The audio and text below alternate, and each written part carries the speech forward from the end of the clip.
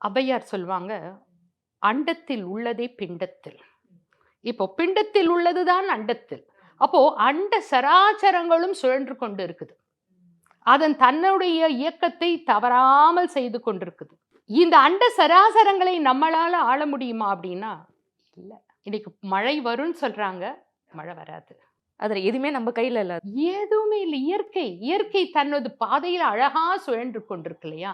இத நீ கடவுள்ன்னு சொன்னாலும் சரி, இயற்கை என்று சொன்னாலும் சரி, நமக்கு அப்பாற்பட்ட ஒரு சக்தி இருக்கு. அந்த சக்திக்கு நாம எப்படி அந்த சக்தியை நமக்குள்ளாக ஏற்றிக்கொள்வது, அதிகப்படுத்திக் கொள்வது என்பதுதான் பக்தி.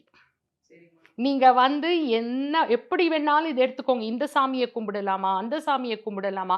எனக்கு முருகர் தான் பிடிக்கும். எனக்கு அம்பாள் தான் பிடிக்கும். எனக்கு விநாயகர் தான் பிடிக்கும். சந்தோஷம். ஆனால் இந்த இறை ஆண்மை, இறைத்தன்மை எனக்குள்ளாக நான் கொண்டு வரக்கூடிய ஒரு விஷயத்திற்கு பெயர் தான் பக்திமா. அதனால இப்ப இந்த விஷயத்த நம்ம பார்க்கும் பொழுது, இந்த பக்தி என்பது என்ன ஆகுது? ஒரு அத்தியாவசியமானதாக ஆகிறது. கடவுள் இருக்கின்றார் என்றாலும் சரி, கடவுள் இல்லை என்று சொன்னாலும் சரி. ஏன்னா, கடவுள் இல்லை என்று சொல்பவர்கள் தேடிய விதத்திலும், தேடிய இடத்திலும் அவர்களால கடவுளை காண முடியல. இப்போ என்னோட வாதம் என்னன்னா, கடவுள் இல்லை என்று நீங்கள் சொல்றதுக்கு, இல்லாத ஒண்ண இல்லன்னு சொல்றதுக்கான அவசியம் என்ன? நான் சொல்றது புரியுதுங்களா? அப்ப இந்த மைக் இருக்கு. மைக்குன்னு ஒண்ணு இருக்கு. மைக்க எடுத்துட்டீங்கன்னா மைக் இல்ல. அப்ப மைக்குன்னு ஒண்ணு உனக்கு தெரியறதில்ல. இருக்கிற ஒன்றை தானே இல்லை என்று சொல்ல முடியும். அப்ப கடவுள் இல்லை என்கின்ற இடத்திலே கடவுள்னு ஒருத்தன் இருக்கான். நான் தேடுனேன் கிடைக்கலங்கிறத அர்த்தமே ஒழிய, கடவுள் இல்லை என்பது அந்த இடத்துல அர்த்தம். ஆனா நெறைய பேர் சொல்லுவாங்க, கடவுள் நமக்குள்ள தான் இருக்காங்க. நம்ம செய்ற விஷயங்கள் தான் கடவுள்ன்னு. அவங்களுக்கு என்ன மாரி விளக்கம் சொல்வீங்க? இப்ப நான் சொன்ன அதேதான். இட்லியும் சாம்பாரும் ரத்தமா மாறுறது தான். உனக்குள்ள இறைவன் இருக்கான். ஆனா அந்த இறைவனை நீ அக்னாலட்ஜ் பண்ணியா? உணர்ந்திருக்கின்றாயா? இறைவன் நமக்குள் தான் இருக்கான். இதுதான் இந்து தர்மத்தின் சனாதன தர்மத்தினுடைய அடிப்படை தத்துவமே அதுதான்.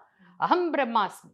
அகம் பிரம்மாஸ்மி. இறைவன் ஒவ்வொருவத்திற்குள்ளும் இருக்கான். நான் ஒவ்வொருவருக்குள்ளும் இல்ல. எல்லா இடத்திலும் இருக்கின்றார். தூணிலும் இருப்பான், துரும்பிலும் இருப்பான், அணுவிலும் இருப்பான். எல்லாற்றிலும் இருக்கு.